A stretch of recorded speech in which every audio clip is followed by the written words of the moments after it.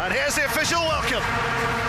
It's Africa's first World Cup, and it's the host South Africa against the Mexican side. South Africa and Mexico met in the opening game of the 2010 FIFA World Cup in Johannesburg. 16 years later, these two proud football nations will again feature in a World Cup opening game. This time, they clash at the world-famous Azteca Stadium in the heart of Mexico City. The showdown is scheduled for this Thursday, June 11, starting at 2 p.m. and Nationwide 90 FM will take you live to one of the world's most famous football cathedrals in what will signal the start of 39 extraordinary days of football madness on this station. It's on here now. The goalkeeper's beaten.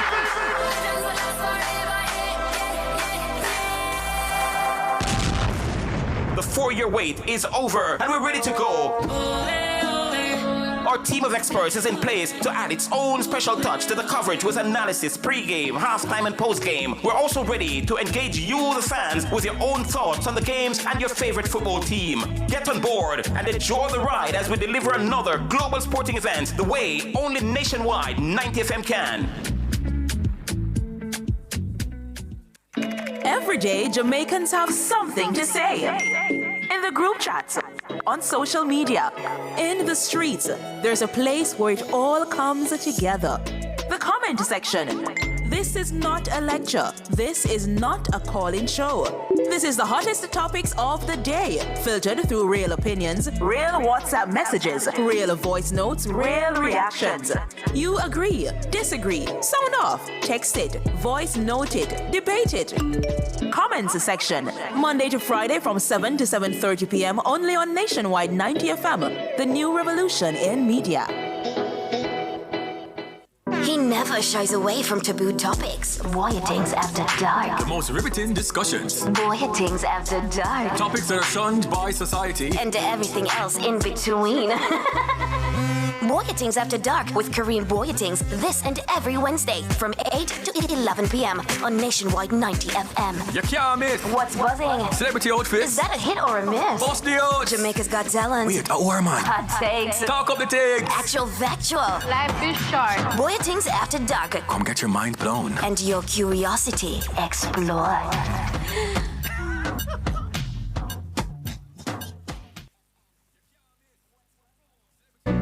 Morning after morning, you've made Nationwide 90 FM part of your routine. So let's take this connection one step closer. Join the Nationwide 90 FM Family Club and be part of it officially on Patreon.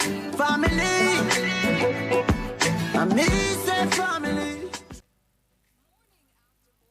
Real nephew, feel with culture. Pass the real, yeah, me want it. Feel all the vibes with me party. So recommended selling price at the nearest community bar for Ray and Nephew. Campari or Kingston 62 is only $300 per drink and $1,800 per flask. Must be 18 years old to drink responsibly. Ever wondered how to spot a scam before it drains your account? Or how Jamaica's top financial crime fighters track down the money? Join the Financial Investigations Division on Nationwide this morning, every first and third Friday at 8:20 a.m. for FID in Action, an informative, engaging feature designed to keep you and your money safe. Learn practical tips to help you spot, prevent, and report financial crimes. Understand how the FID protects the financial system. That's FID in Action, protecting you, preventing financial crime. On Nationwide this morning, every first and third Friday at 8:20 a.m. Brought to you by the Financial Investigations Division.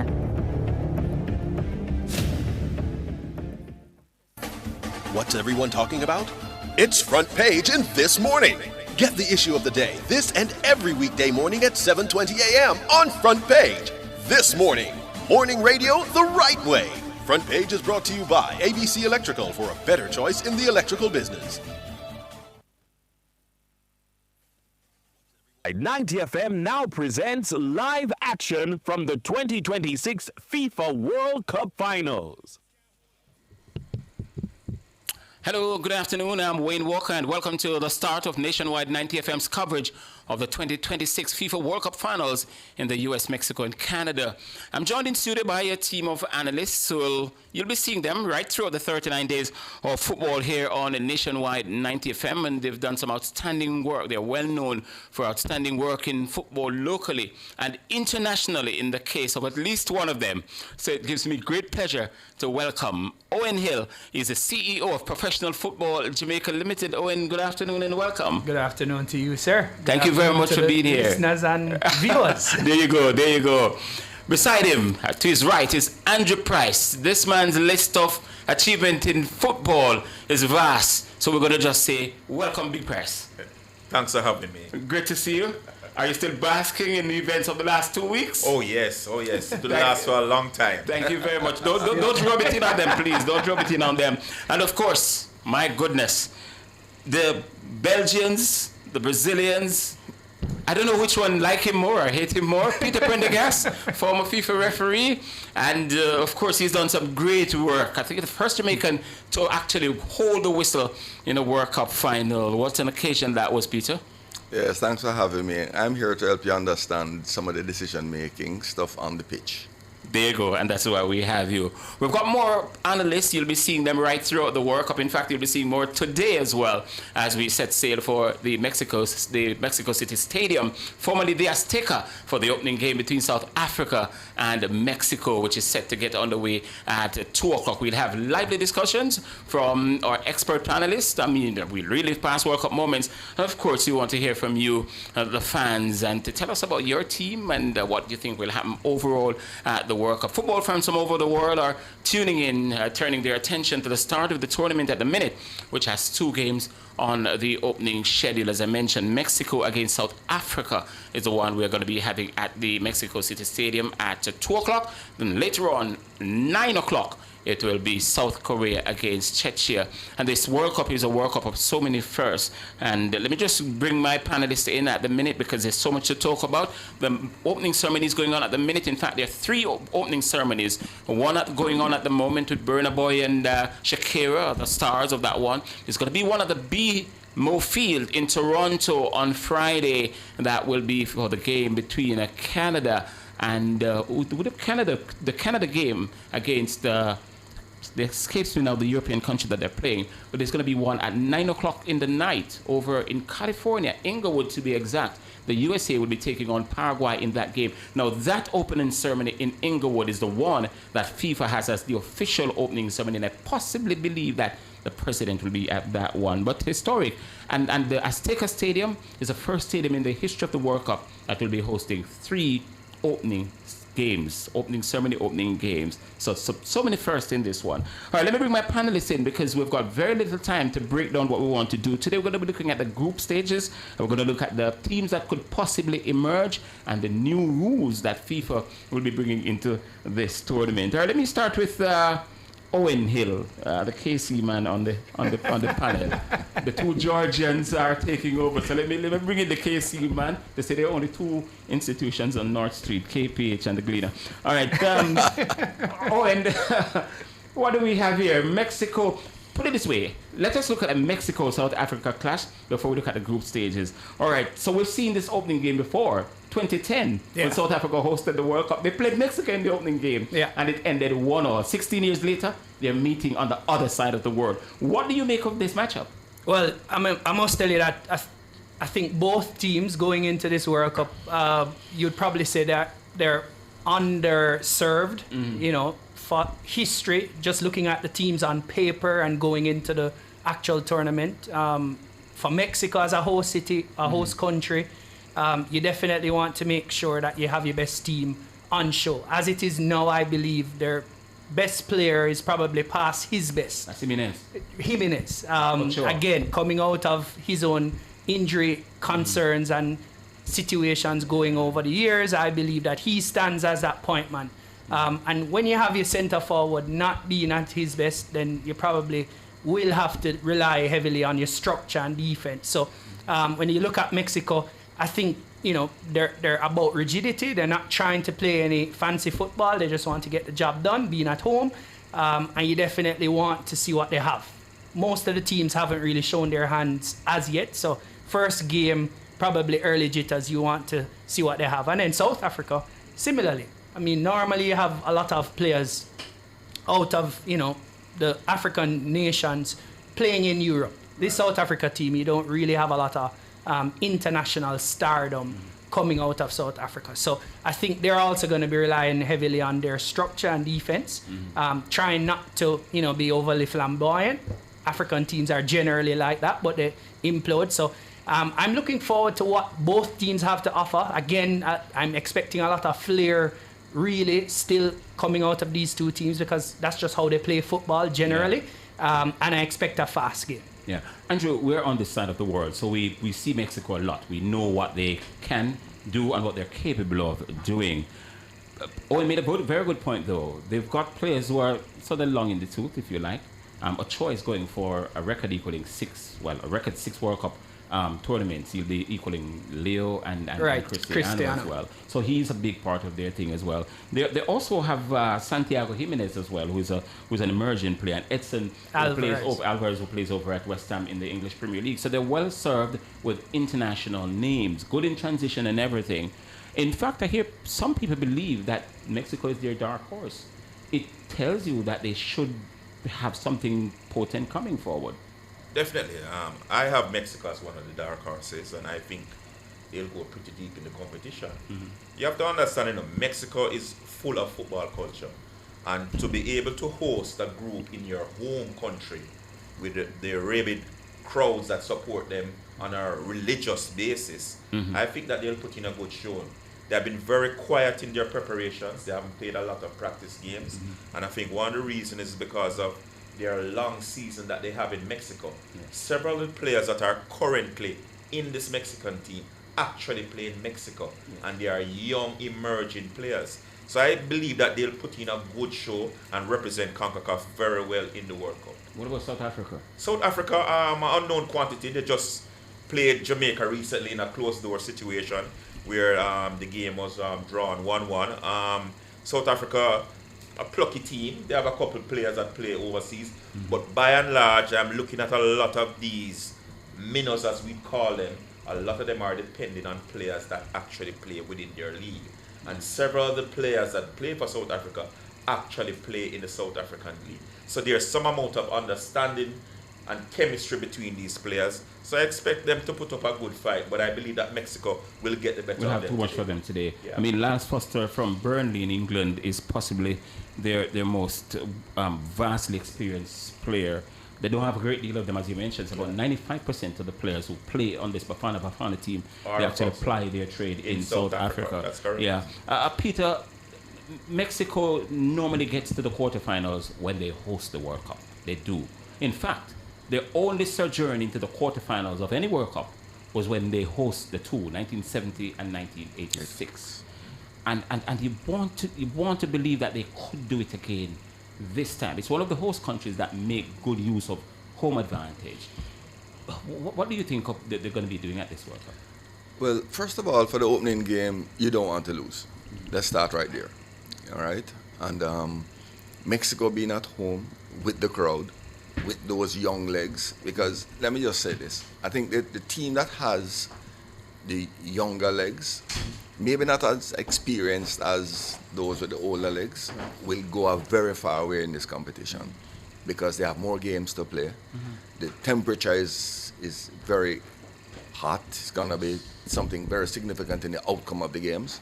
And this is the life of Mexico.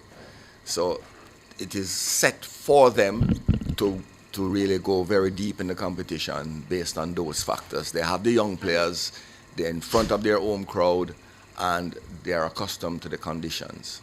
Yes, and South Africans, unknown quantity, because as Andrew mentioned, most of their players, 95% of them, play in South Africa. They had a good qualifying. They lost 2 games, won 5. They drew 3 of them, and qualified quite easily. In fact, they qualified ahead of Nigeria, which is why Nigeria ended up in the playoffs.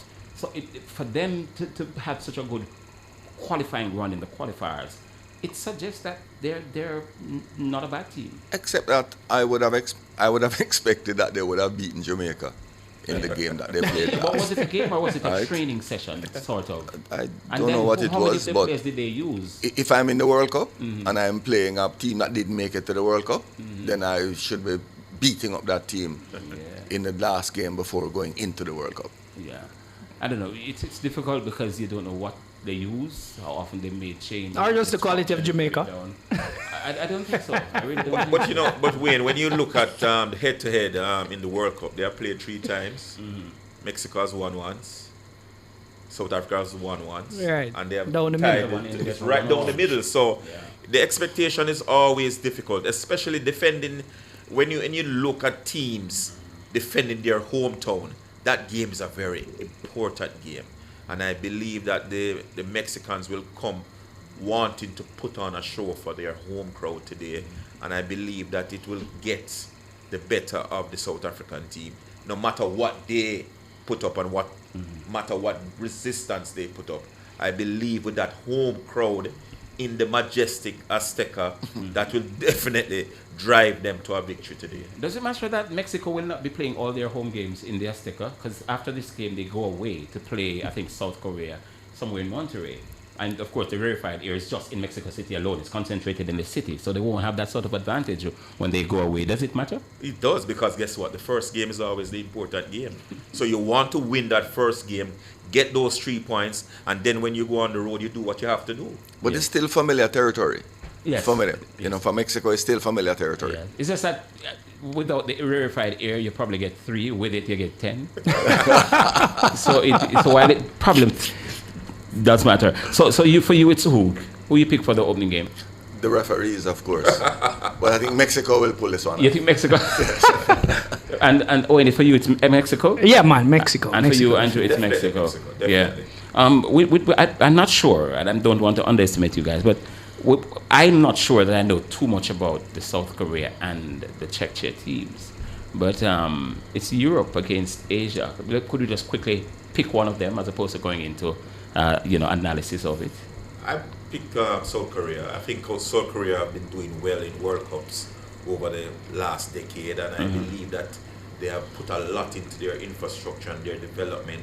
A lot of their players are playing all across the globe, whether in Europe, United States. Their captain, Son Min, he actually plays in Los Angeles. So I believe that they have enough quality. I think the Czech Republic got in through the back door for the qualification. So they are a known quantity, but I believe that South Korea has enough armory that they'll be able to get over them in that first game. And you say the same, Owen? Yeah, definitely. I mean, South Korea has proven over the last, I would say, 10 years, 2 World Cup cycles, how, important development is to their overall football ecosystem. They have a number of quality players across Europe. So even though they're an Asian team, they have a lot of players in Europe, which yes. benefits their overall program, as you mentioned. So definitely I'd say South Korea without going into too much analysis, because I really don't have too much. Yeah. Brendan, you're breaking away from them? No, the conditions will suit the South Koreans better than the guys from the other side of the world. Yes. And there is a little funny word called stick-to-itiveness, where they're going to come at you, and then break you till the final whistle. So, hey, KC and they're on North Street. KC, Georgia, they're on the same street. Let's not get into that, folks. We're building up to the 2 o'clock kickoff between Mexico and South Africa, the opening game of the FIFA World Cup, the opening ceremony 103, underway at the minute at the Mexico City Stadium, formerly the Azteca. We've got to get used to calling it the Mexico City Stadium, but you all know what we're talking about, that feared Azteca. If you're a Jamaican football fan, you hate that stadium, okay? Because we've been slaughtered in that stadium many, many times over, including a 6-0 walloping in 1997. But still went on to qualify for the FIFA World Cup. I just want to acknowledge some of our sponsors who have come on to really, really support our coverage of the World Cup. So our platinum sponsor, KFC, it's finger licking good. Thank you so much, KFC, for coming on. The gold sponsors, we've got Digicel, powered by you, connected by us. Urban Development Corporation, making development happen for you. Sagicor, Wise Financial Thinking for Life, National Road Operating and Construction Company, Developing Tolled Roads for National Development, Barita, Making Money Work for You. There's a silver sponsor, Anybet, your best bet. We've got a bronze sponsor as well, Hose Assembly and Supply, equipping Jamaica for success, and we expect a lot more to come on board over the next couple of days as soon as the World Cup kicks off and the momentum gets into stride. We're going to go for a quick break, and when we come back, what we're going to do, we're going to break down the different groups and ask our expert analysts to tell us who they believe will emerge automatically from the group, meaning the first two, and of course there are 8 best to third place qualifiers to follow them into the round of 32. This is Nationwide 90 FM's coverage of the FIFA World Cup. Let's go for a break and come back. This station raised me. It gave me a voice. And if Nationwide has ever meant something to you, come on in. Join the Nationwide 90 FM Family Club today on Patreon.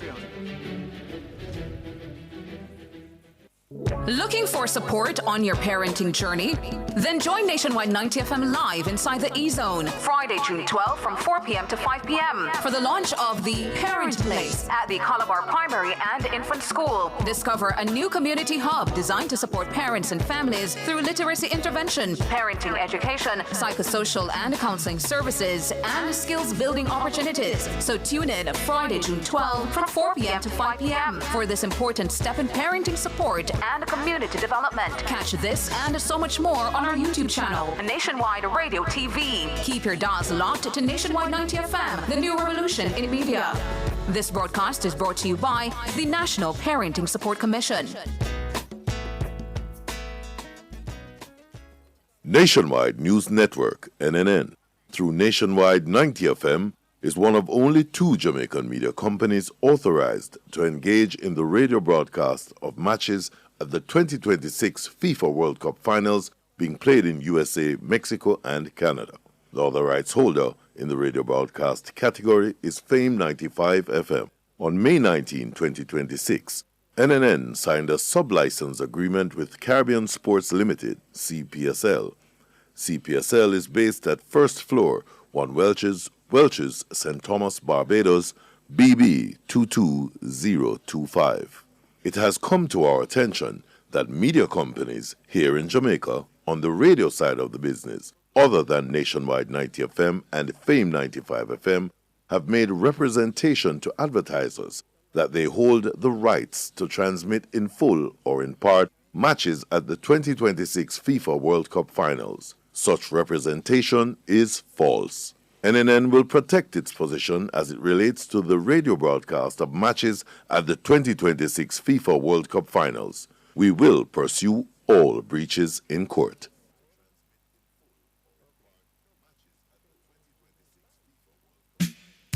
Turn up the heat with Hot Listing, Nationwide 90 FM's new on-air and online classifieds feature. If you have a car for sale, room for rent, or yard sale come up. If you look at work or need stuff. If you provide a service, make it a Hot Listing, Nationwide 90 FM's new on-air and online classified segment. Your listing plays again and again.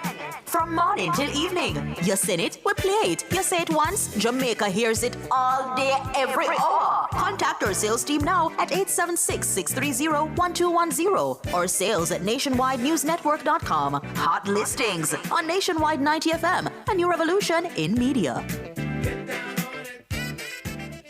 Coverage of the FIFA World Cup Finals to be held in 16 cities on 1 continent, 3 countries, and it's 104 games from here on till July 19 when the final is decided in New Jersey. And what a day that promises to be. Who will get there? Nobody knows. 48 teams will start the race. Only 2 can get to July 19, and that's what we're aiming for. At the moment, though, we're building up to the opening game, Mexico versus South Africa. The Mexico City Stadium, formerly the Azteca. They're scheduled to get underway at 2 o'clock. They're trying to get out of the way the small matter of the opening ceremony. 103, one at the BMO Field on Friday. In fact, the other 2 will be on Friday, and then one late in the afternoon. I think it's about 6 o'clock Jamaica time. We're on the west coast of the United States in Inglewood, and that one will be the big opening ceremonies. We've got Andrew Price, Owen Hill, and Peter Prendergast in the studio with us to help us to sort of, make sense of what we've been seeing. There's some new rules. One of them, and I like this one, if a team gets a throw or a goal kick, now the referee will count down from 5. Well, yeah. So it takes you 5 seconds to either get the ball in play when you get a throw, or 5 seconds to get it in play if you have a goal kick, yeah? Now, if it passes the 5 minutes, in the case of the 5 throw... 5 seconds. seconds, I should say. Thank you very much, Owen. If it passes the 5 seconds, the other team will get possession of the football in case of the throw. For the corner, for the goal kick, the other team will get a corner, yeah? There's another one where if you are substituted, yeah? You get off the field in 10 seconds? Right. 10 it takes you 10 seconds. The player who is getting off the field should get off in 10 seconds. If he doesn't do so, the player who is coming on will have to wait 1 minute before he gets onto it. There's another one that escapes me now. VAR. Oh, the other one is with the cards. If a player gets a second yellow card or a red card by mistake, VAR can intervene. Before now, they couldn't. And the corner, there's another one with the corner. Oh, yeah, VAR can now adjudicate on corners as well. So FIFA is doing everything to, spruce up the game, make it more lively and, forcing teams not to waste time because that's what they want. All right, what we're going to do, we're going to look at the groups now and get our analysts involved in what they think could happen. Remember, we said at the outset, the top 2 in each of the 12 groups, so it's 24, and the 8 best third place finishers. So 24 and 8 makes 32. So it's a round of 32. Formally, to win the World Cup, you'd have to play 7 games. Now, if you're going to win the World Cup, you've got to play 8 games. The 2 finalists will have to play 8 games. So loads to sort of digest, yeah? All right, so Group A is up on your screen for those who are watching us on our channels. And for those who are listening, yeah, we're going to go right into it. Group A, where's Group A? I just had it up a while ago. Mexico is in it, as I mentioned, South Africa, South Korea, and of course the team from Czech Republic. Czechia, yeah. All right, yeah. Change it. Turkey's now Turkey, yeah. Jamaica is still Jamaica? Yeah, Jamaica. For now. All right, so let's break it down. Let me start with you, Peter. Mexico, as we mentioned, Czechia, South Korea, and South Africa. Top 2. Mexico and a South, but it is the Korean team. Oh, so you're going to Mexico and Korea. Now, we've got the possibility of a third team coming out of each of the group. But we'll have to wait to see how it plays out. Do you think we'll get one? Not seeing it from this group. Not even South Africa? No. It's Mexico and South Africa for you, and South Korea for you, and no third place. Owen? Yeah, Mexico, South Korea. I mean, there's a possible dark horse being Czechia. But again, that comes down to how their first game goes. And the dark horse, you mean for the third place? For the third place, for one of the 8 third best place, right. Third place. Right. Okay. Andrew? Yes, I have Mexico and South Korea also. But I do indeed think that a third place finisher won't be coming out of this group. Okay, so it's just 2 from this one? Yes, 2 from this one. From Group A. All right, let's see Group B. Let's run through them very, very quickly. Gentlemen, you have the groups in front of you. If we could just move along. Yeah, sure. Yeah, we do. All right, fine. Let me start with you, Owen. Group B, I'm looking at, the Group B participants are Switzerland, Canada, Qatar, and Bosnia. I'm looking at Switzerland and Canada. Switzerland, Canada, Qatar, and Bosnia. So it's Switzerland, Canada for you. Do you see a third place coming out of this? No. All right, Peter? I'm with the KC, man. KC and George disagree? Yeah. No, not all the time. Let's keep the group up. Andrew? Canada and Bosnia will come out of this group. Canada and Bosnia. Canada and Switzerland. Oh, I was wondering. Yeah, Canada, Switzerland. And I believe that Bosnia will be a third place finisher. Also, for you, there's going to be a third from this group. Yes, definitely. Yeah. Who wins the group, though? I believe Switzerland will win the group easily. Canada should come second, and then Bosnia will be fighting for that third spot. What gives Canada second? Home advantage? Yes, definitely. And I believe that a lot of their players are playing in the European circuit, and they have a lot of experience. This is their second consecutive World Cup, and they played very well in the last World Cup. So I believe that they have learned a lot. They are 4 years older, 4 years more mature, 4 years more experienced. I think they'll put in a good show. Who wins the group for you, Peter? I didn't ask you. Switzerland. Switzerland from Canada. Switzerland from Canada for you as well? No, I'm actually going Canada. To win the group? Win the group. There's no way that's going to happen. Yeah, I know. Switzerland is a powerhouse over Canada. I mean, yeah, on paper. But the truth is, there's a gambler. Yeah, and there's home advantage that we need to factor. So just like how we factor home advantage for Mexico, I think Canada has a really strong, of the three, a really strong football culture that speaks to just wanting the team to do well. Yes. So there are a lot of people who are locals, and then you have diaspora people who are just rooting for Canada. I think they've done a really fantastic work with their program over the last 8 years, as was mentioned. So I actually think Canada will top this group. Okay. All right, let's see Group C now. Gentlemen, let's go ahead. Andrew, you have in Group C there. Yes, I have Brazil and Morocco.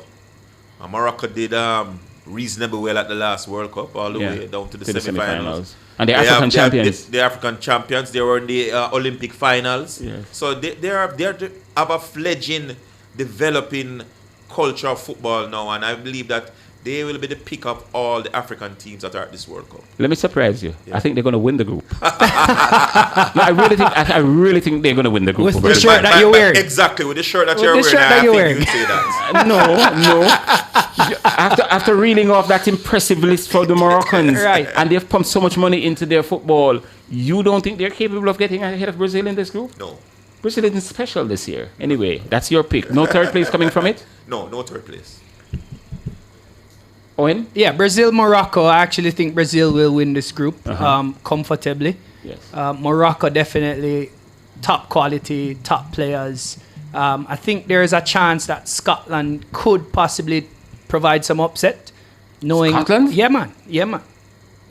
The Scots, the word that Peter used earlier is stick-to-itiveness. I think these teams generally, upset the apple cart because they don't play good football, according to World Cup standards or, traditional standards. They play in a low block. They try to wear you down, and hopefully, they'll probably do that to the team that you don't want to win the group. Neither here nor there for me. Peter, who's going to win the group? I'm going to go with the champions. Who are the champions? The African champions? No, I'm going to go with Brazil. Brazil are not the champions, Peter. It's Argentina who are the champions. You have no other champions in that group. Okay. Right. And my third place, I'm hoping that Haiti will make third place in this group. Yes. They may not make it through for the final 32, but I'm hoping that they will make third. I see them beating Scotland. Will that be enough? Because they might lose to Brazil and Morocco, and if they do, they might not be a third place. Yeah, I think they have a fantastic team, Haiti. I really hope that we're writing down these predictions. Yes. No, we're recorded. We're recording these. Yeah. So VAR. Yeah. So hold a minute. Haiti. When I saw the draw, I said to myself, "My goodness, why couldn't they have gotten a different zone?" Yeah. I just think Morocco and Brazil are just going to have too much for them. Yeah. But this Haiti team is brilliant. I just think they're really good. That's why we play the game. Yes. We look for games like these, and Haiti might very well spring a surprise. That's correct. And hold Brazil to a draw, at least. Maybe. You never know. Unlikely, but you never know. Yeah. I really want to see them do well. Their story is one that it inspires. Speaking of story, Wayne, mean, when I was heading here, I saw this news article speaking of Haiti having to change their official team jersey because on the team jersey, in the insignia, there's a level of geopolitical, controversy. Really? Yes. In the jersey itself, there is like a conquest happening. So the Haitian Revolution, I suspect, and FIFA would have asked them to change this jersey because it may have been construed differently. So I think, I hope at FIFA's cost. Well, I'm not certain whose cost it is, but I think so too. I hope that it gives them some kind of life, knowing that it possibly throws them off a little bit, but G's them up to say, everybody wants us out. We are here to stay. All right, let's hope they do, and let's hope they're hearing you. All right, so Group D now, USA, Paraguay, Australia, and Turkey. Peter, I'm going to start with you. The United States, I am hoping will win the zone. You're hoping what? That the US will win The zone. USA, okay. Yeah. And then who to come second in it? To finish second? There's a group. Yeah, I know, but I'm going to go with Paraguay. And Turkey third. Paraguay has been poor. I'm going to go with Paraguay. It's one of the worst coming out of South I'm America. going to go with And their Paraguay. football is on the downward trend at the moment. So you say USA and Paraguay, and you don't have a third place coming out of this one? It could be Australia. Could be Australia. But you think a third place is going to come from the group? from this group. That's what I wanted to establish. All right, Owen. United States winning the group and Turkey coming second. And no third place for you? No, not seeing a third place from this group. Okay. Andrew? Turkey will win the group. United States will come second. Mhm. And there's a strong possibility that Australia could be one of the best third place teams. Okay, so we could have a third place coming from that one as well. I don't know. I think Turkey is going to win the group. I agree with you. Definitely. Yeah, I think they're going to win the group. All right, Group E. Let's look at Group E. Germany, Curacao, Côte d'Ivoire, and Ecuador. Owen, let's give you Group E. So Germany definitely winning the group in my mind. Ivory Coast or Côte d'Ivoire coming second. I think Ecuador stands a strong possibility of Of a third finishing place. third or second. But if there is a toss-up, it's between Ivory Coast and Ecuador. And Ecuador. Yeah. Andrew. Germany will win the group. Mhm. Ecuador will come second, and Ivory Coast will have to jostle for one of the best third place teams. Okay, so for me, Ecuador wins the group over Germany. It's a toss-up between Côte d'Ivoire and Curacao, but I think Ecuador is going to prove to be too good for this group, Group E. So for me, they're going to win. You the said group. a toss-up between The Ivory Coast Curacao? and Curacao. No Germany? No. Germany is going to finish second. Oh. Ecuador wins the group Okay. for me easily. Okay. And Germany second. All right, Group F, the Netherlands, Japan, Sweden, and Tunisia. Andrew, take Group F.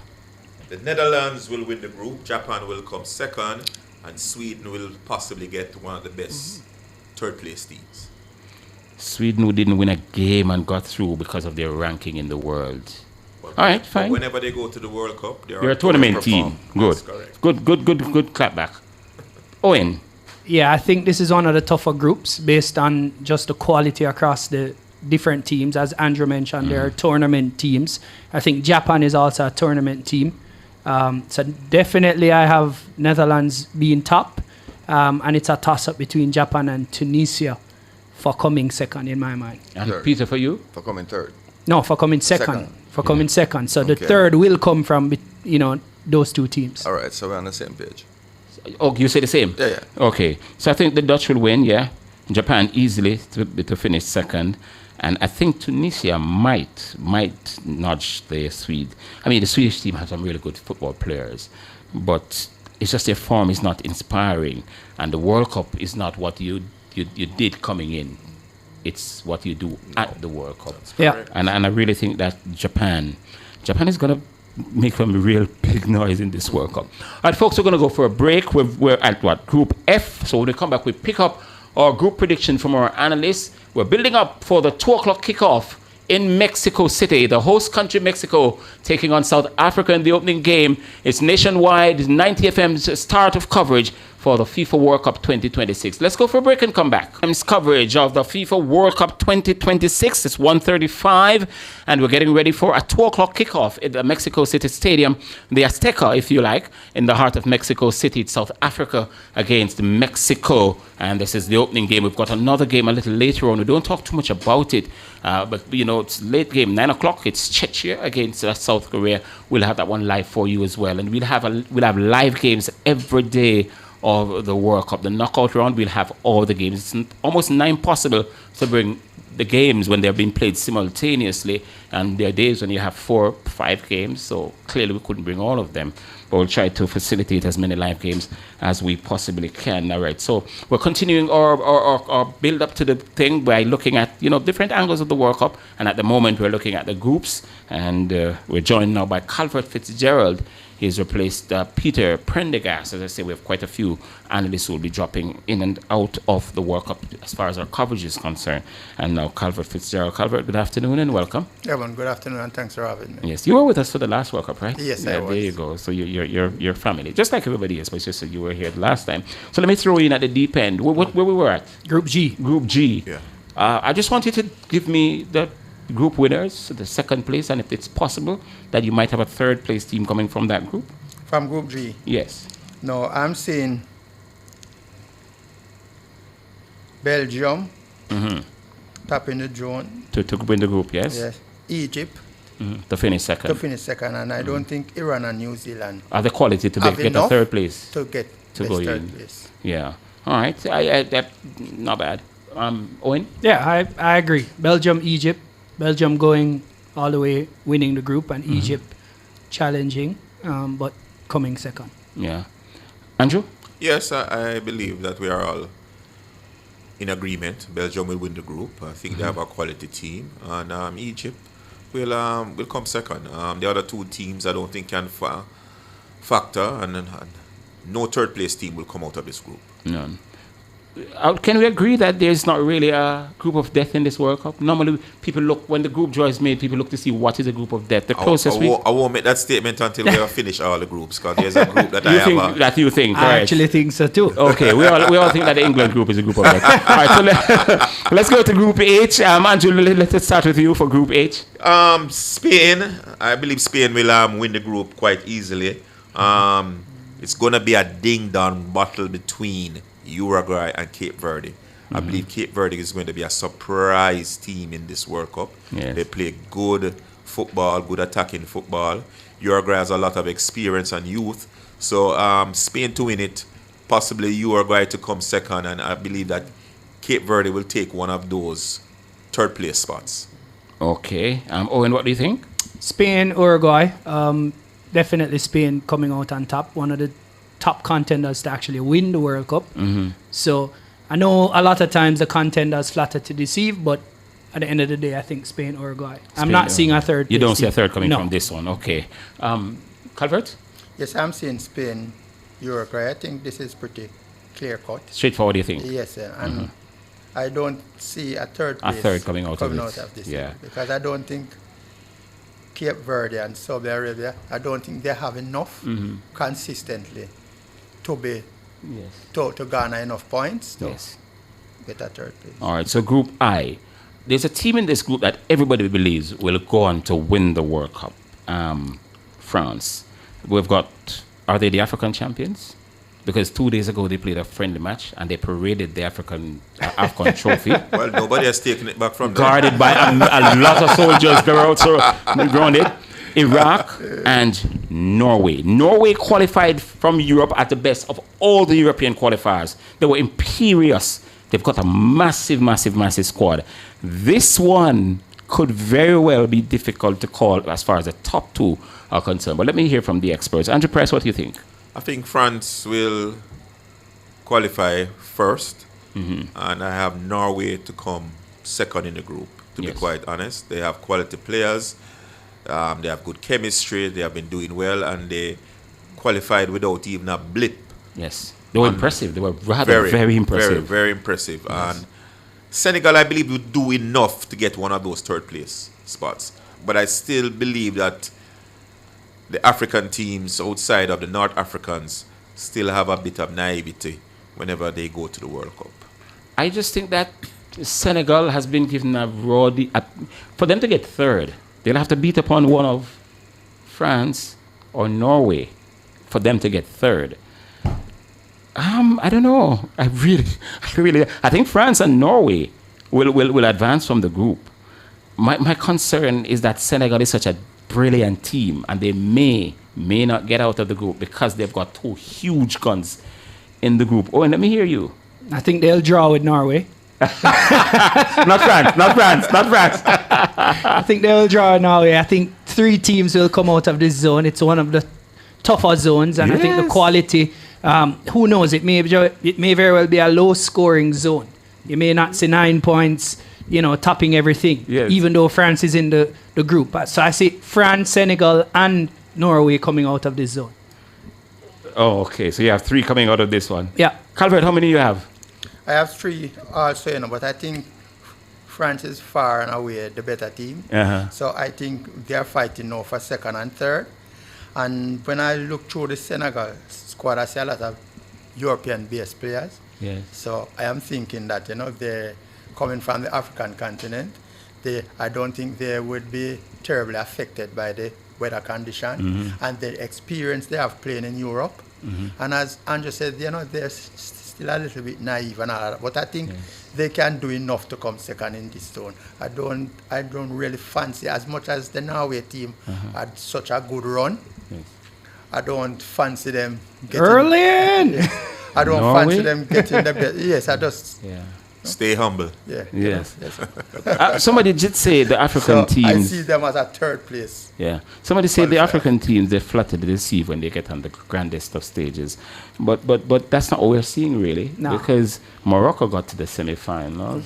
We have Senegal that got to the quarterfinals, one of their last World Cups. The Ghanaians got to the quarterfinals when Asamoah Gyan missed that penalty with Uruguay.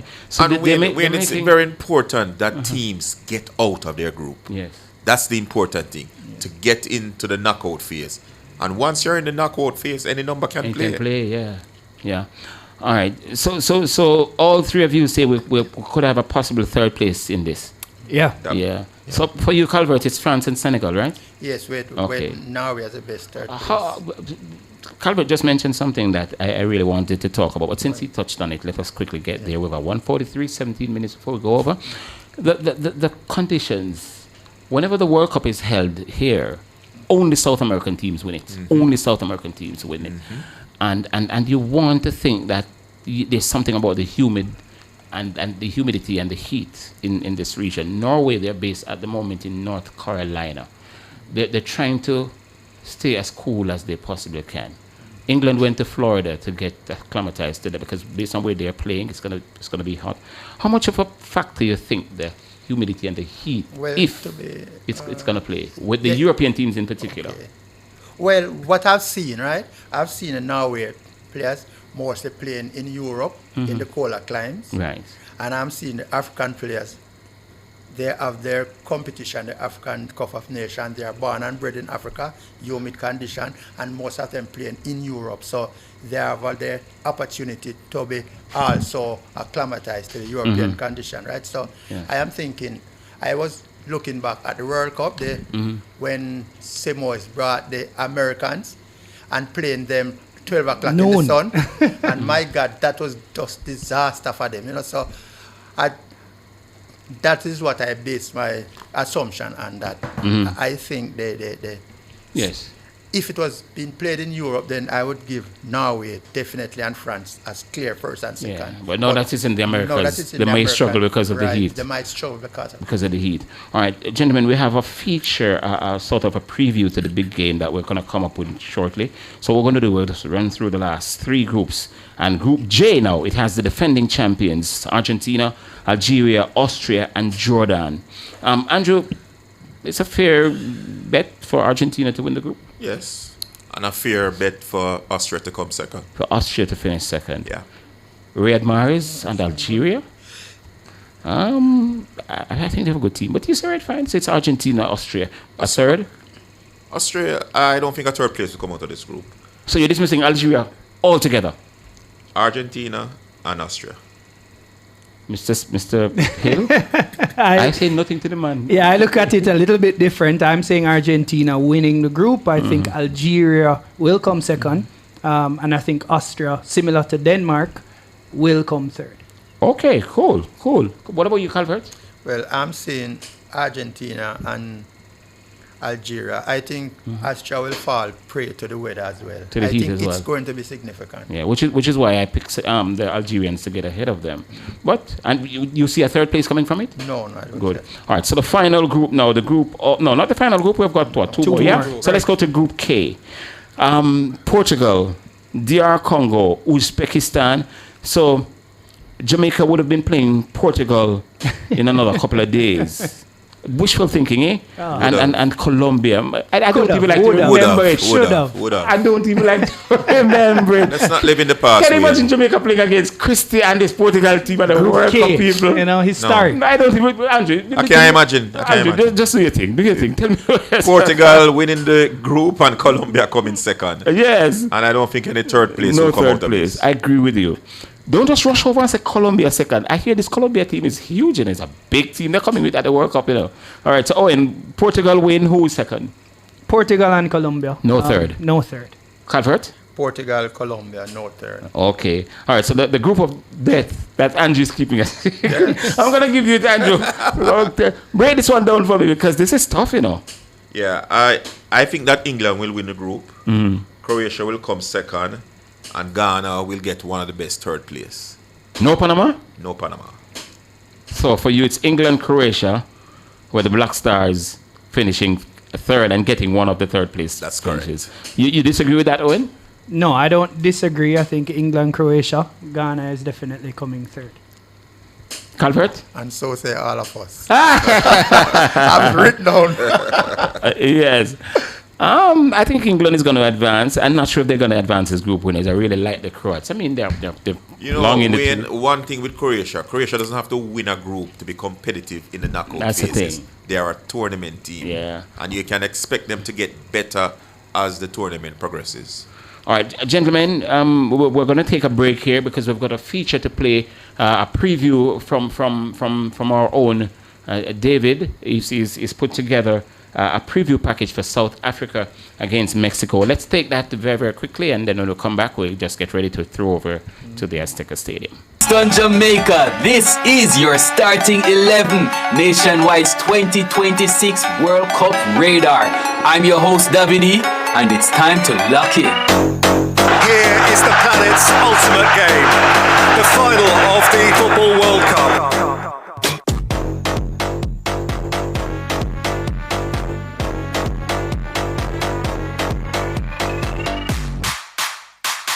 The time is almost upon us.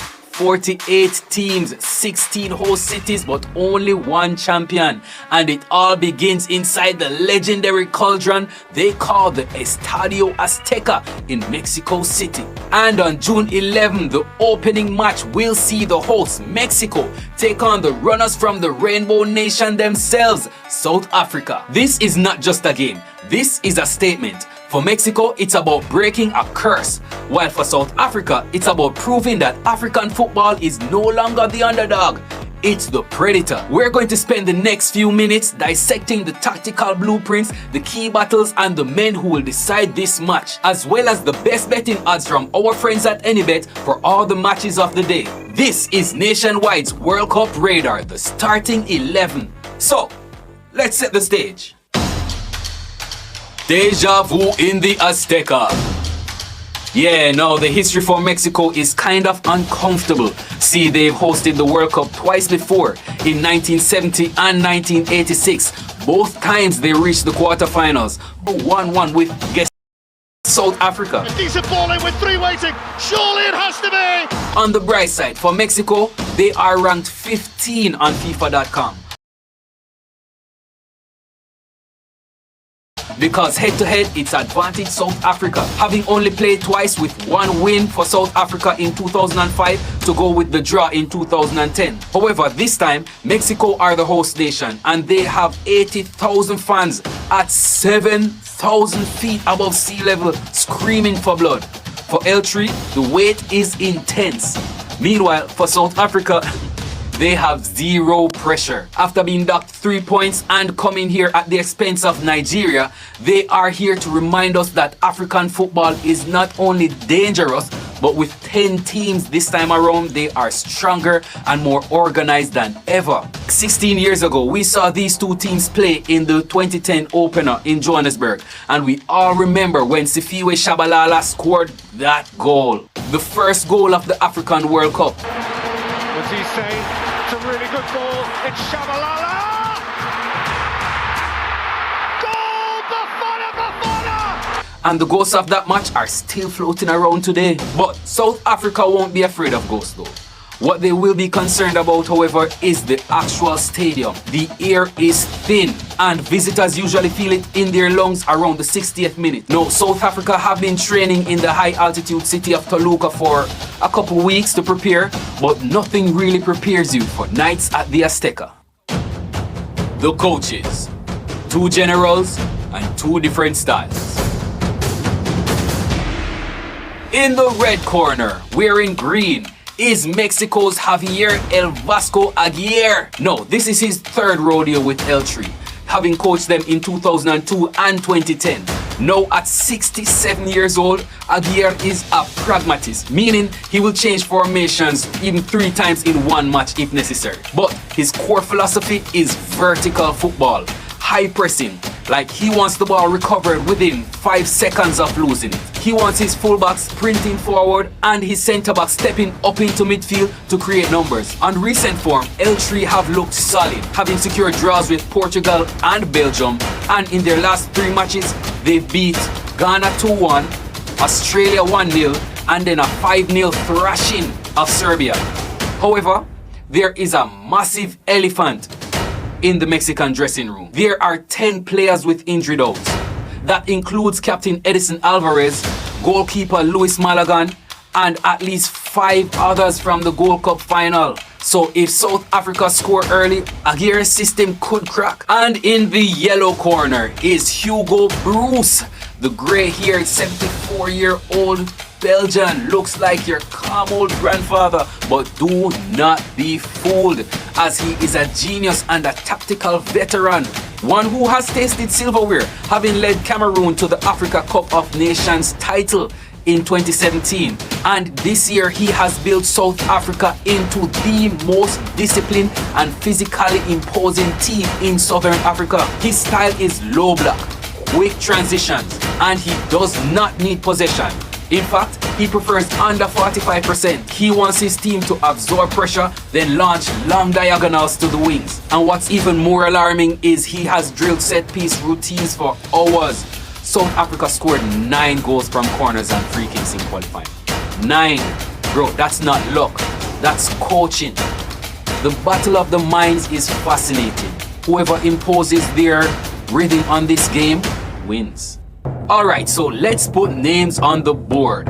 This is our predicted starting 11. Alright, so we kick things off with our host Mexico, and we project a 4-3-3 formation with Aguirre relying on his veterans. Alright, in goal, Luis Malagan was almost sure to get the nod for his shot stopping. But after a horror Achilles tendon tear at the last minute, Raul Rangel is expected between the sticks with the 40-year-old veteran Guillermo Ochoa, who respawns every 4 years, joining this team and making his record-breaking 6th World Cup.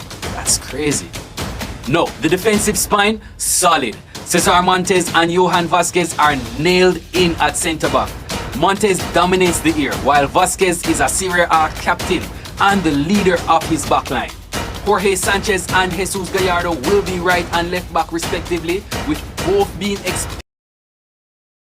In midfield, the engine is Edison Alvarez.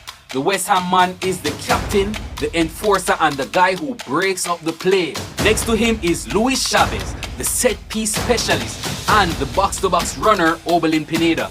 Now, the front 3 sees the main man, Mr. 25 goals this season, Santiago Jimenez, leading the line. Cesar Huerta and a fit Gilberto Moura will flank him on the wings. While for Bafana, South Africa, we are projecting a rigid 4-2-3-1 formation.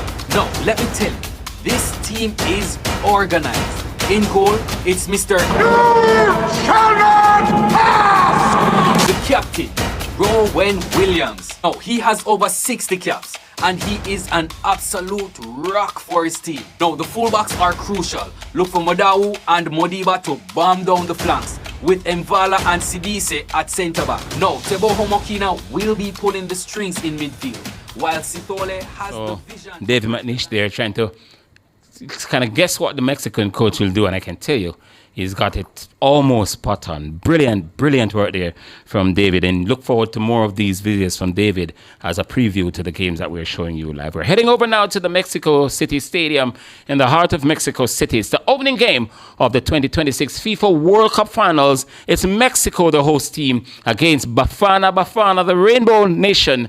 And at 2 o'clock kickoff, we're just about 4 minutes away from that. Let's now throw over to our commentator. You'll see us again at halftime.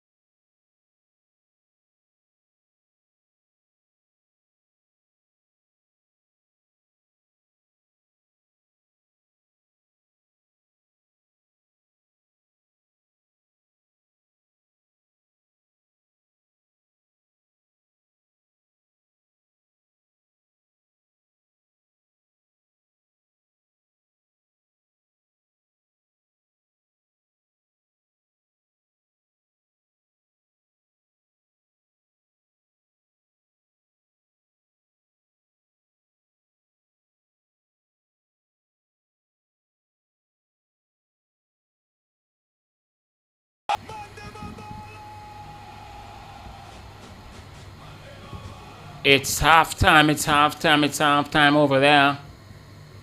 Well, it's halftime over there in Mexico City. We're an hour ahead of them, so it's now 2 o'clock in Mexico City, 3 o'clock here in Jamaica, and the Mexicans are leading by 1-0 in this opening World Cup game, Mexico against South Africa. You will get this in a World Cup trivia question at some point in your life. Who scored the opening goal at the 2026 FIFA World Cup? Julio Quiñones, the man who was born in Colombia and naturalized as a Mexican citizen in 2023. Third goal for his new country, but he's creating havoc in the Middle East. 33 goals and is the leading scorer in the league that he just completed a short time ago. Really lively, and Mexico really a good value for the lead. In fact, many would argue that they should be leading by more than just 1-0. Panelists still here. We're going to throw it directly to them to get their reaction to what they saw in the first 45 minutes of the game. But we also must say hi to Western Sports. They are the ones responsible for making the set look as it is at the moment, the balls and the boots and the cones and so on. Really nice looking set, and really good friends of ours, Western Sports. And of course, you've just heard the number of sponsors that we have in the different categories, the platinum, the gold, and the silver and bronze. And we still urge the corporate entities to come on board for this historic partnership with Nationwide 90 FM as it regards the FIFA World Cup Finals 2026. All right, let me start with Andrew Price. He's closest to me. Andrew, Mexico leading by 1-0. As I mentioned, they're more than good value for the lead, but they really could have and should have been out of sight by now. True, but I think they started in the right manner. They high-pressed the South African team and waited for them to make an error. Once the trigger was when the South African overplayed the ball and didn't control it properly, they went for it immediately, and Quiñones got the opening goal of the World Cup. I think they dominated for long periods. But we have to take into consideration, this is midday in Mexico. We have started El Nino. It's very hot out there, and I believe that the Mexicans are pacing themselves, and I believe that they're playing in spurts and trying to conserve energy. The South Africans came into their own as the game progressed later in the half, but I believe that the Mexicans have full control of the game. Yeah, they've been utterly dominant. Owen, you just mentioned something about the break. The cooling break. Cooling break. Yeah. If it's going to be something that's going to go forward, or it's because it's that bad in Mexico, as Andrew mentioned, at this time of the day. We're not sure. What did Peter say? Well, Peter said that it's mandatory for this World Cup, so it's one of the new rules that would have been applied. It's not necessarily new to football. No, we know that. But for this World Cup, it's mandatory. At the halfway of the half, you'll get that cooling break. And you see how the players responded to it, Everybody had towels around their necks, etc. And I think it helps also for conditioning, the team, what needs to be done for strategy, etc. And I think the coaches, etc., they would also be appreciative of it. But for sure, just to echo the sentiments, I think Mexico dominated the entire first half. They were very comfortable. You saw where they put the foot on the gas and they eased up when necessary. And I think a second goal would have given them, enough confidence. They were looking for that second goal, I think. Yes. And closer to the end of the half, they got really close. They got to the point where they hit the post a couple of times, etc. But the quality, I just think, it's miles apart when you watch the game. Quality of Mexico versus quality of South Africa. While both of them are at the World Cup, two different qualities. Yeah. The South Africans, how did they look to you? Because one of the things that Mexico normally does when they play in the Azteca, they play their football, but they also force you to play very quickly, and force you to get up to their level so you could tire as the game progresses. Did the South Africans look like they bought into that? Yes, they did. Yes, they did. I think the South Africans were trying to match them stride for stride very early. That egregious error. I can, have two coaches to my right and my left. As a player, you don't want to make that error. Right in the center of your team. Once you lose the ball, then it's lights out. And I think that's really what happened. And South Africa obviously trying to play out, trying to, play that type of football, control, possession type. Mexico obviously is faster, quicker, and they have stronger players. And they have 80,000 behind them. Yeah. Calvert, you're Hugo Bruce, the coach of South Africa, and that defender with a sort of clumsy sort of play. What would you be talking to him about now? Well, I know he knew that he make a mistake, so I wouldn't want to push him down any further. I'd just encourage him to be more careful and just remind him that we're only. So you'd be a nice coach. No. Thank you very much, Wayne. I was sitting here listening to him. I was wondering what was going on. Such a No, not a nice coach, a smart coach. Okay. Because what I want to do is... You want to give him back the confidence to go ahead. Give him back the confidence. To do the same thing. Ahead, right, because... Oh, wait, give him a break. I'll also remind them that, even though we have less possession and we are being dominated, I would remind them that we are only one goal behind. Yes. So, stick to the task, be more careful. Yes. If we can't play it out from the back, then play it wide, play it long, but try not to make that error happen again, because that's the way that the Mexican team scored, right? Yes. They have created a few more opportunities, but they have not been able to finish them. Mm-hmm. So, I would just highlight the point that that's the way they scored the goal, by we making that mistake. The South Africans are really up against it, because for them to play at their own pace, they would have to have the football. They're not having that. They're so chasing. they have to be chasing. Yes, but I don't think they need the football to all the Mexican team is playing. I think they'll just have to play counter-attacking football, because they have quicker leg. The only department of the game that I think they have the advantage over the Mexican is leg speed. So if they could just sit back, try as best as possible to win the ball in their half and then counter, I think that's the best chance they will have of getting anything out of this game. Yeah. They'll have to play a low block and and play on the counter, because if the game is opened up, I think the Mexican will create about 4 or 5 more chances in the second half. Yeah. And folks, we've got a second game for the day. There are 2 games on the schedule for today. We're carrying both of them live. A little later on at 9 o'clock, Czechia will take on South Korea in the nightcap. There are going to be days when we've got 4 games and so on. As I mentioned, we just have to determine which games we carry live on our World Cup schedule will be on our social media platforms. You can go there if you want to find out. This man, Julio Quinones, first of all, it was strange to see a black man playing in the Mexico national team. I mean, Giovanni Dos Santos, would you call him a black man? No. Nah. He's a Mexican. He's a Mexican. That's what I couldn't sure. Yeah. Excellent player. Yes. He comes with a lot of pedigree. Scoring 33 goals in 32 games in the Saudi Arabian League shows that he knows how to find the back of the net. And you can't make mistakes like that and give a player of that quality the opportunity. He almost had a second one when he hit the post, when he tried to direct it at the near post, which was the only open area at the time. Quality player, and you can't give him that room. And I think the South Africans have given him too much room. And if they continue to do it, it's going to hurt them much more. Mm-hmm. Well, in our preamble, we all agreed that we just can't see a... Well, not really. Yeah, we all agreed that we can't see a third place team coming out of this group. Yeah. All right. So Mexico need to cash in here. Definitely. And I think they've sensed that they are the front runners.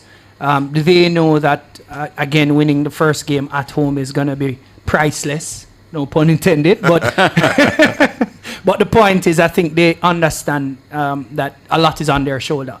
Mm-hmm. They're the hosts, but they also need to play good football in front of their crowd. And I suspect they want to go as far as possible. I mean, harboring thoughts of winning the tournament might be too far-fetched, but I think how they've come out, how they've done their business, I think there's a swagger about them. There's a general, style that they try to play with. And before we were saying that this Mexico team may not have the big brand name players, but they seem to be well drilled. They seem to know exactly what they're about, and every game look like, there will be a proper game plan. Yeah. Calvert, you think Coach Javier Aguirre is under pressure? First of all, at a home World Cup, the coach is always going to be under pressure, irrespective of the quality of his squad. The expectation is always going to be there.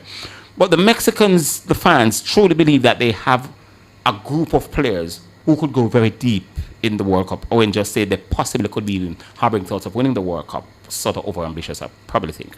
But they believe they have a group of players who can really make an impression and probably scale the heights of the quarterfinals that they've been to 2 times before.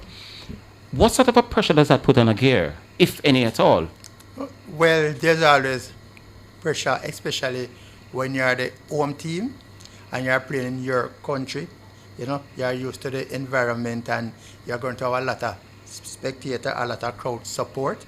So they are expecting that to push you. So I think realistically, they would be hoping to at least reach the quarterfinal stage. And I also don't think that they are going to push very hard in this match. I think if they get another goal, they are just going to try and control the game and save the legs and just play it out. Because I think it's more important here to get 3 points more than to get 3 points and 10 goals or 3 points and 5 goals. I think it's just important to get the 3 points and don't exert yourself too much. Because to how I see the game playing now, if Mexico plays it out like this, it's just to me, it would be just like a light training session. So they wouldn't have a lot of mileage under them legs. So they'll be fresh. Yeah. Well, Jamaica might have failed to qualify for the World Cup, this World Cup. But there are 2 Jamaicans representing the country on this stage, yeah? O'Shane Nation, he's going to be one of the fourth official in the games that he's selected to work in. So he's already there. And the other Jamaican is Latoya Da Costa. She used to work at the Jamaica Football Federation. She's a stadium manager for the Los Angeles leg. So there are 3 stadium managers. They've one in Canada, one in Mexico, and one in the USA. She is the stadium manager Latoya Da Costa. Big up Latoya. Guys, you remember her? Yes, yes, big up Latoya. Yes. So Jamaica represented very well. I don't know if any one of you 3 guys sat there and did like I did during the game. I was looking at the quality of the Mexico team and how lucky we are not to have had them in the qualifiers. When you keep going back, you keep going back to that debacle. Please, let's move on. I just couldn't help looking at the quality. The greatest show in the world has started today. Let's talk about the game. My producer, Alex Webby, what are you saying to me? Yeah. All right, so we're gonna head back over to Mexico City. I think the players are coming back out, if not back out on the field. We're gonna come back at the end of the game to wrap it up and talk about what happened in the game and look ahead to the rest of the World Cup in the time that we have available. Let's go back to Mexico City.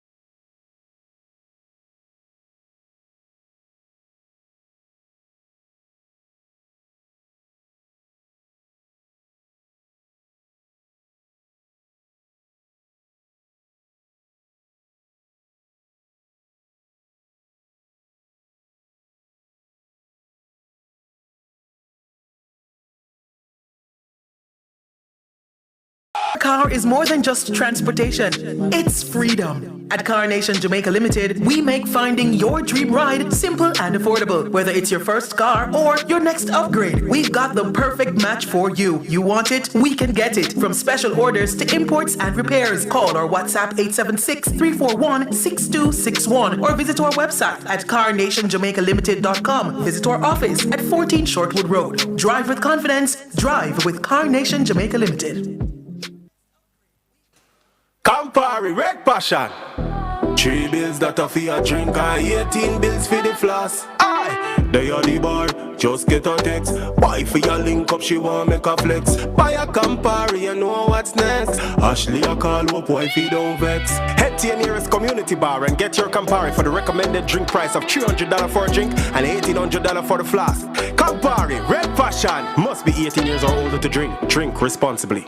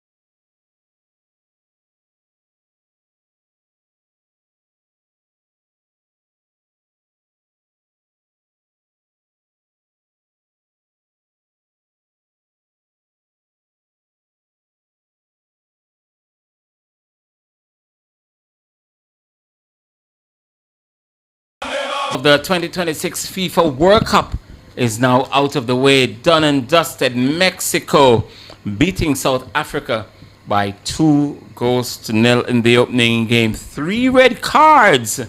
And we're so happy to have Peter Prendergast in the house with us to talk us through them. If there's anything to talk about anyway, because as was a consensus that the 3 red cards were 3 red cards that deserved to be issued.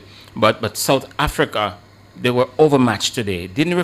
Wasn't reflective in the scoreline, but in the general run of play, Mexico had just too much for this overmatched South Africa team.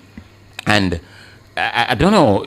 I'm curious to see their other performances because they came through a very, very, very good qualifying series, beating the likes of Nigeria, who beat Jamaica 3-0. Jamaica had to feature in somewhere there, right? Yeah, it still hurt. Beat them in the Unity Cup, but I'm just wondering, were we misled by the South Africa team because their record really, really looks good coming? But I've always said it's not what you do coming into the World Cup. It's what you do when you get to the World Cup. You're together with 26, 27 other teammates for a 4, 5, 6 week period. You have to adjust to a lot of stuff. So the dynamics coming in is different from the dynamics that's there. Congratulations to Mexico. I really, really believe that they should have piled on the South Africans just in case it comes down to goal difference. But congratulations to them nonetheless. I'm going to start with Peter Prendergast because the 3 red cards in one game, just one shy of the 4 red cards that were shown in the entire 2022 World Cup in Qatar. Peter Prendergast, it's over to you. 3 red cards. That's probably will overshadow the result and Mexico's performance in this one. It's rare when you see 3 red cards in one game, especially at the World Cup and the opening. There were 3 red cards that were deserved? Unfortunately, they were all correct red cards. Mm-hmm. The one from Mexico in particular, one might question that the challenge did not seem like it was a nasty challenge, but it has nothing to do with the challenge itself. Mm-hmm. It has to do with the fact that the foul denied an obvious goal scoring opportunity. So if you didn't have that foul, he would have had a one-on-one with the goalkeeper. And that is really why that was a red card. Unlike the second red card was striking. Yes. And the first red card was of the same nature, denying an obvious goal scoring opportunity. So with no foul, you would have a one-on-one with the goalkeeper, no defending player in a position to prevent the next opportunity, which is a shot on goal. Mm-hmm. So very well done. It took some courage by the referee, so that the referee was very well prepared, and it was Christmas come early for a referee in a game like this. All right, Andrew Price, the general run of play. For me, South Africa was overmatched. Yes. Mexico had just too much for them. Sadly, though, I'm sure Coach Javier Aguirre might be saying to Jimenez and Quinones and the other guys, you really should have cashed in. Yeah, but, to be honest, Wayne, this is the first game, and I think Aguero really wanted to get the 3 points. Mm-hmm. That was paramount on his mind. He got the 3 points. He got 2 goals. I mean, Jimenez goes a textbook header. Mm-hmm. Ball played out wide. Cross come across at the back post. Where was the defense? Headed it down. Excellent goal, though. I mean, that's how centre forwards score headers. So it was an excellent goal.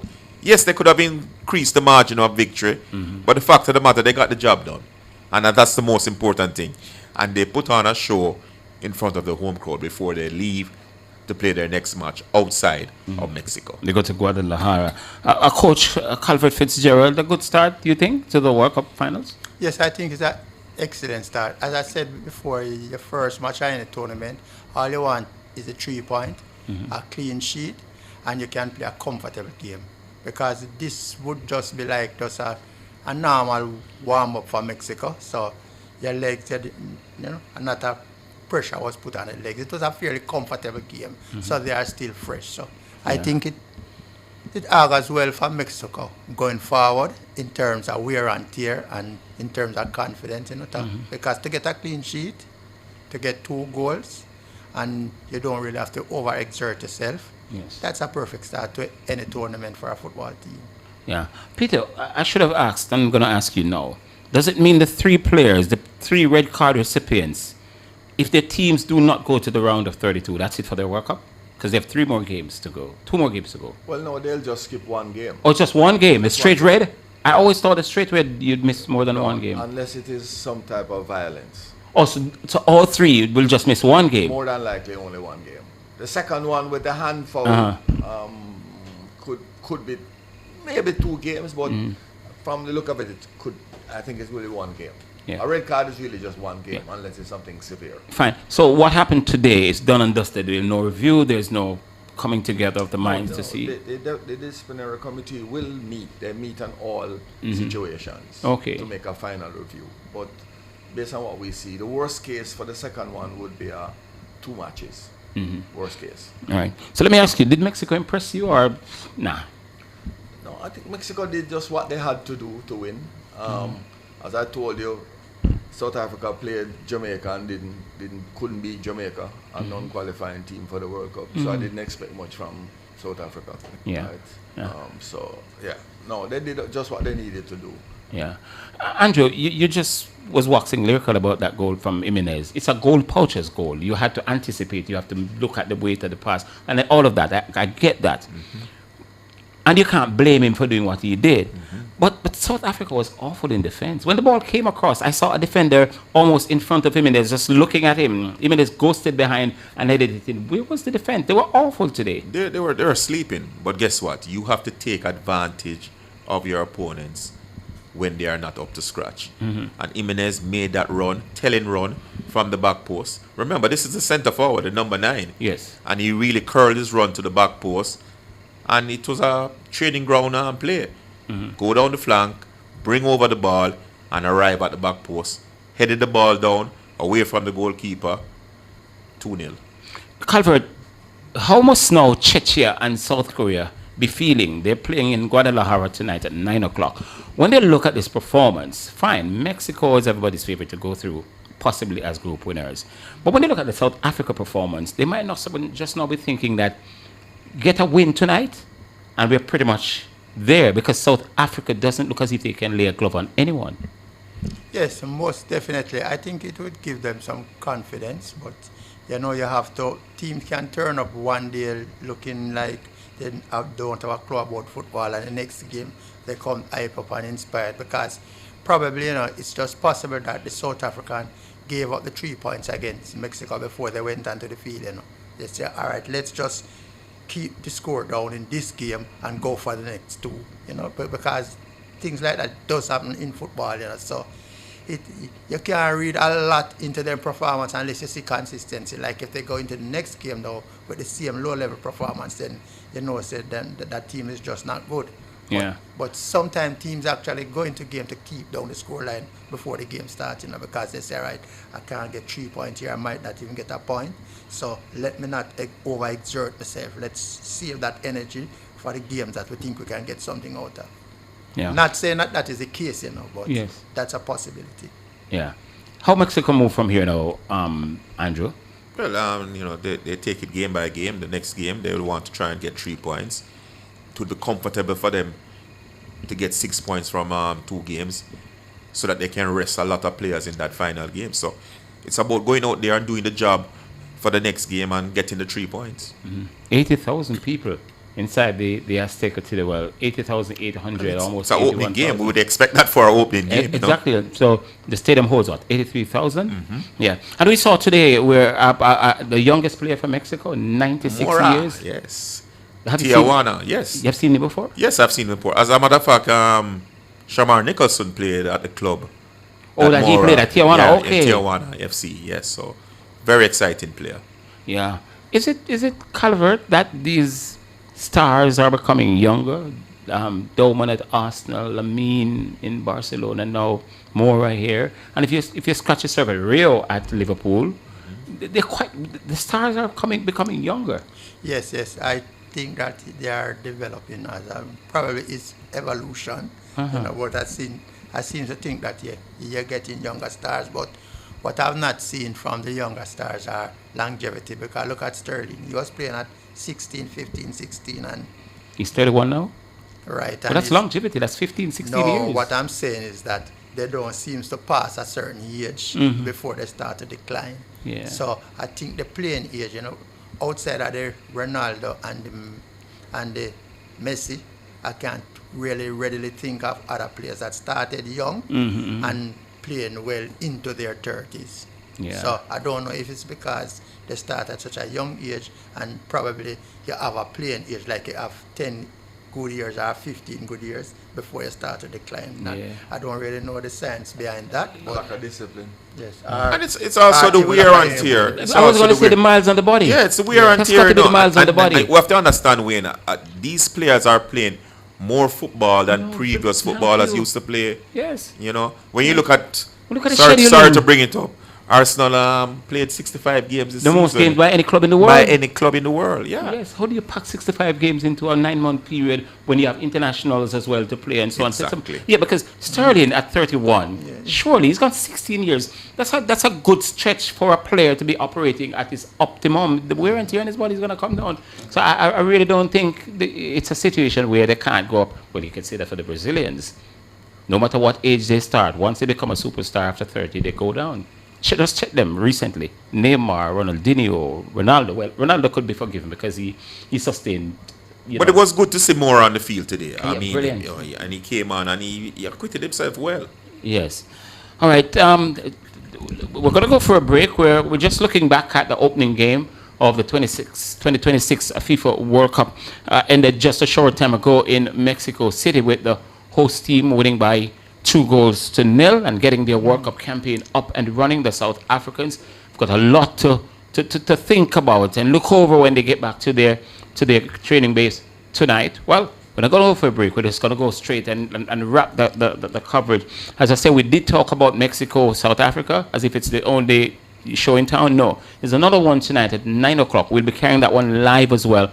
It's Czechia versus the South Korean team, a South Korean team that many people are looking forward to seeing. Tomorrow, it's going to be the Canada against Bosnia-Herzegovina. That's a Group B game that will be played at the BMO Field, the second opening ceremony. And then later on at 8 o'clock in the p.m., it's the USA. So by tomorrow, all the 3 co-hosts would have been in action. So the other 2 are in action tomorrow. The USA against Paraguay, that kicks off at 8. The opening ceremony is at 6:30. That opening ceremony is going to be the one that FIFA calls their premier opening ceremony. So those 2 games, we're going to have them live for you tomorrow as well. So that's 2 o'clock, Canada, Bosnia-Herzegovina, Paraguay versus the USA at 8 o'clock. Let me just quickly give you a minute each to sort of give me an insight into your thinking as to, how you saw the opening day of the World Cup, and has it give you a lot of encouragement to want to look forward to the rest of it? Yeah, definitely. I think it was a good start. We have to take in consideration the climatic conditions. This game was played at midday in Mexico City, and it was pretty hot. And I think the water breaks came in very useful. And as Peter was saying to me during the break, they're going to have to start calling it a tactical break instead of a water break, because that's when the coaches get an opportunity to give instructions. But a great start and a great show put on by Mexico for the first game, as I anticipated. Yeah. Peter, all the shenanigans leading into the World Cup and the concerns and so on, will something like this make it be forgotten for now? A little bit. It just shows that stupidity will not reign. So when you do stupid things on the pitch as a player, the referees will fix it. So just don't be stupid. Yeah. Calvert, your final word? Well, I think it was a good starting. Well, we have 1 game left, so up to this point. In Mexico is a footballing nation, so you definitely have some good football, good crowd support. 80,000 people in a stadium, and the game went as expected. So all in all, so far, it has been a fairly good start to the World Cup. Thank you, gentlemen. Of course, we're going to be seeing you again. You're going to be with us right throughout the World Cup. Thank you so much for your company.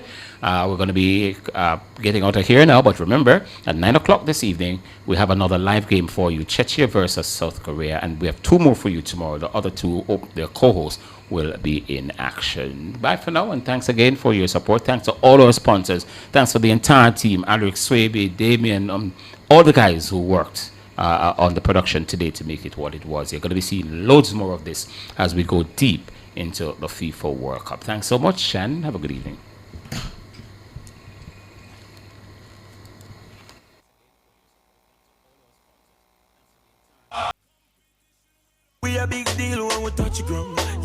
KFC, what we're pulling up. Anything for the taste of a KFC, big deal. The time by KFC. I just wanna have fun. Some is envy a gold magnum. $700 give you one. That means any biz turn up. Magnum, the champion of dancehall. Must be 18 years or older to drink. Drink responsibly.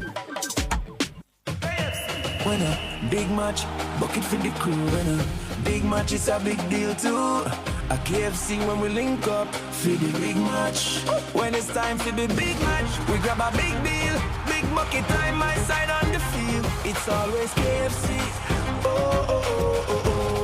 Enjoy the biggest party in sports with KFC. Get a big deal or big bucket for the big match and cheer on your team. KFC, it's finger licking good. This is Nationwide's World Cup Team Profile. Brought to you by the UDC, making development happen.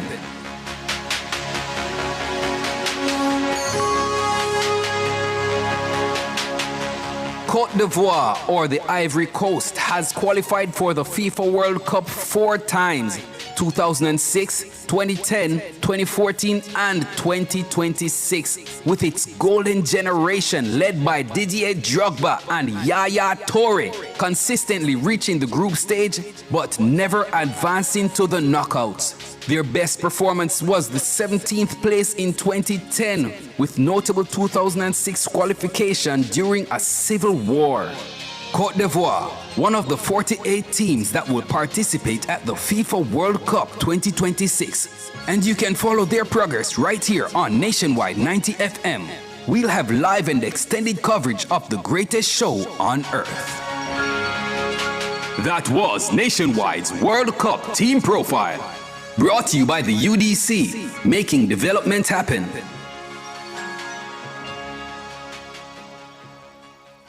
Excerpt from Minister Desmond McKenzie's sectoral presentation, brought to you by the Ministry of Local Government and Community Development. A critical feature of the new building code is that buildings are to be constructed to withstand Category 5 hurricanes. Municipal corporations will be strengthened. There will be stronger enforcement powers, mandatory compliance checks, and stricter penalties for illegal construction, especially in high-risk zones. Excerpt from Minister Desmond McKenzie's sectoral presentation, brought to you by the Ministry of Local Government and Community Development. I just wanna have fun. Some is envy a gold magnum. $700 give you one. That means any biz turn up. Magnum, the champion of dancehall. Must be 18 years or older to drink. Drink responsibly. This is Nationwide's FIFA World Cup Fact.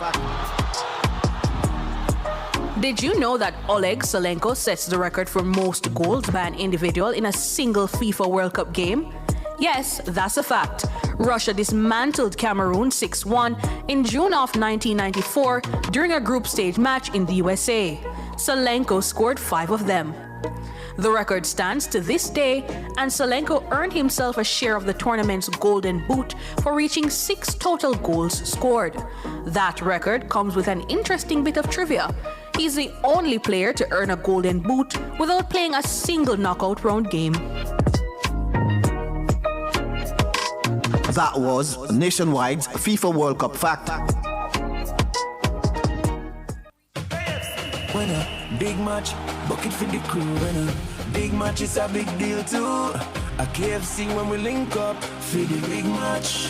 When it's time for the big match, we grab a big deal. Big bucket time, my side on the field. It's always KFC. Enjoy the biggest party in sports with KFC. Get a big deal or big bucket for the big match and cheer on your team. KFC, it's finger licking good. Hey! Mark your calendar for Friday, June 12th from 10 a.m. to 1 p.m. Cliff Hughes Online will broadcast live from the Alps New Testament Church of God in Trelawney. That's where the Ministry of Local Government and Community Development and the Social Development Commission will make their third stop to officially hand over grants to 76 churches in Trelawney as part of the government's Community Church Cleanup and Restoration Initiative launched after Hurricane Melissa. In total, this initiative will benefit 420 churches across St. Elizabeth, Westmoreland, St. James, Trelawney, and Hanover. So tune in to Cliff Hughes Online Friday, June 12th from 10 a.m. to 1 p.m. for the Community Church Cleanup and Restoration Initiative Grant Ceremony. Catch this and so much more on our YouTube channel at Nationwide Radio TV or keep your station locked to Nationwide 90 FM, the new revolution in media. Hear my cry, oh Lord, attend unto my prayer. This broadcast is brought to you by the Social Development Commission. Looking for support on your parenting journey? Then join Nationwide 90 FM live inside the E-Zone, Friday, June 12 from 4 p.m. to 5 p.m. for the launch of the Parent Place at the Calabar Primary and Infant School. Discover a new community hub designed to support parents and families through literacy intervention, parenting education, psychosocial and counseling services, and skills building opportunities. So tune in Friday, June 12 from 4 p.m. to 5 p.m. for this important step in parenting support and community development. Catch this and so much more on our YouTube channel, Nationwide Radio TV. Keep your dials locked to Nationwide 90 FM, the new revolution in media. This broadcast is brought to you by the National